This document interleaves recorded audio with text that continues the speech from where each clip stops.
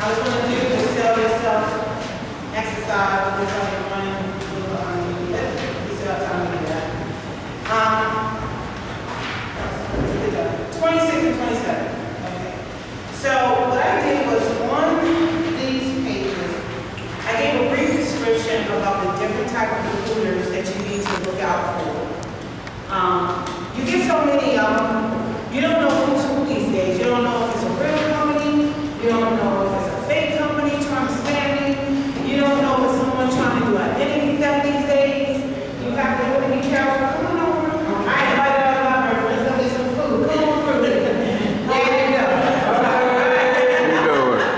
All right. And so the first one I want to talk about is spam recruiters. Okay, now these are the ones that I get all the time for whatever reason. A lot of times these are people with frivolous addresses, made up names, made up email addresses.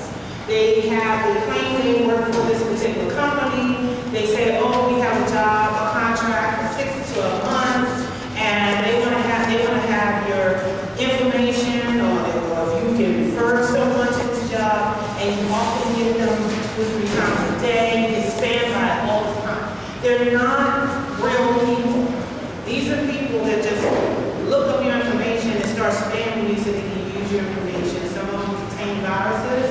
Some of them just want to hack into your email account if you click it open or respond to it. So at some point, I didn't get a chance to do that, but what I'll do is email all of you, and I'm pretty sure I have all your email addresses.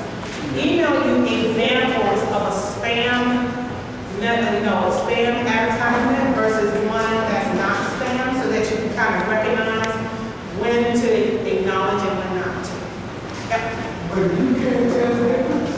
Some of them are so simple you can't tell the difference. There's a couple steps you have to do to find out, and I'm talking about that.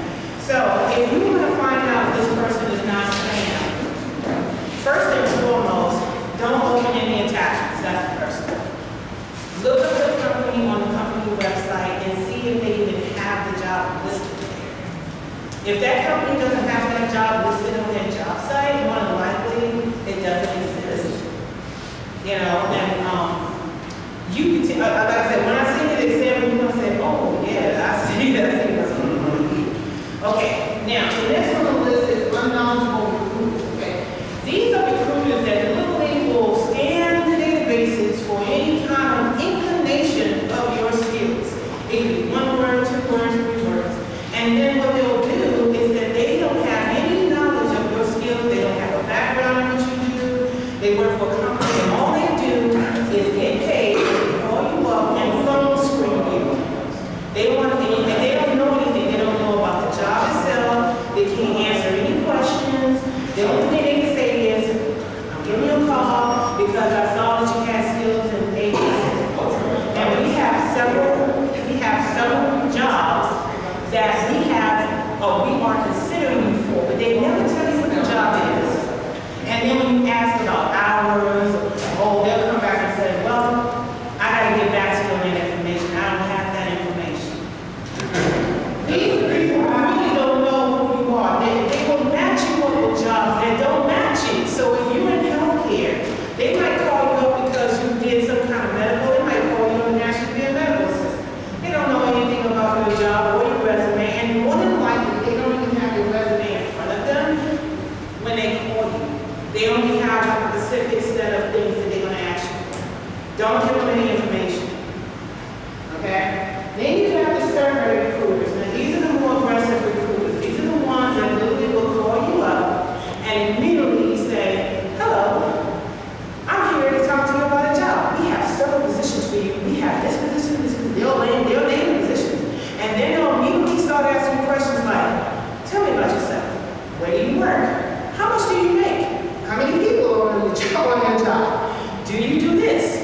Is your manager here? How many locations do you have? And they will not give you any information about the job that they claim they're calling you to. So those on the survey, don't give them any information unless they reciprocated and answer your questions first. What you do is when they immediately start asking you that third question about where you were, how many people, just say, hey, listen, can you tell me more about this job? And then they may answer the question, or they might conversation surrounding that question, but they never really answer the question. If they can't give you any solid information about what the job is, where it's located, hours, and at this point you can ask salary range. You want to know how much the salary is. If they can't give you that, they just want your information. They're getting paid to find out how many people are looking for this particular job. They're not looking to help you. They're looking to help.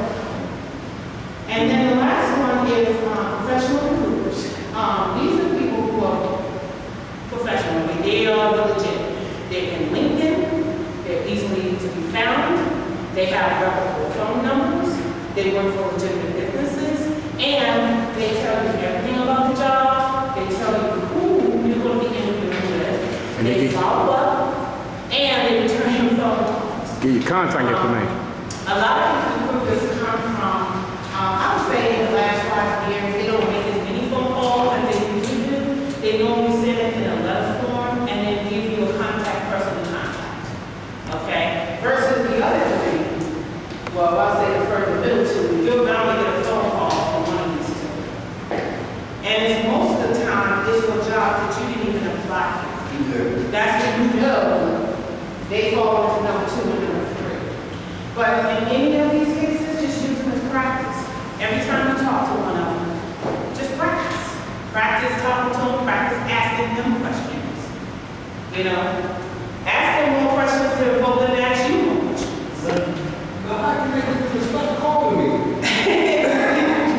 You know, I had this, the last 2 weeks, this certain people be calling me, and they always follow up. I said, "Oh, man, they say, we see that you have been on one of our websites." Right. I said, "Man, I haven't been on no website." Yeah. Please stop calling me. Right. Yeah.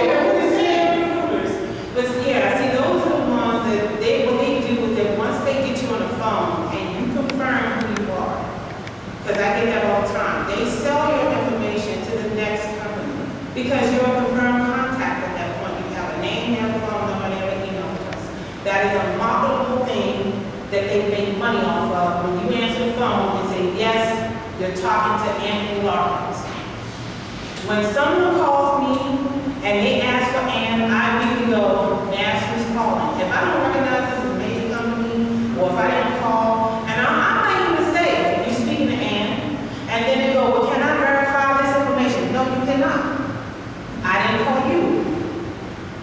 Okay? So, even if you had said, please don't ever call me again, then you're going to get the next spam recruiter that's going to call you. Yeah. You know, because now it's confirmed. I mean, it got so bad one time I literally changed my phone number because I was getting them 3 or 4 times a day. Really, I had to change my phone number. So, and now, honestly, I don't even use my phone for anything other than really nothing. I just use that myself because I get so many spam phone calls, people calling about, get some solar panels, and this and that and the other. I'm like, no, I just let it sit there and ring, and then I'll answer it at some point. You know, that's like my dummy phone. But just use them as practice because you can always use practice. Gauge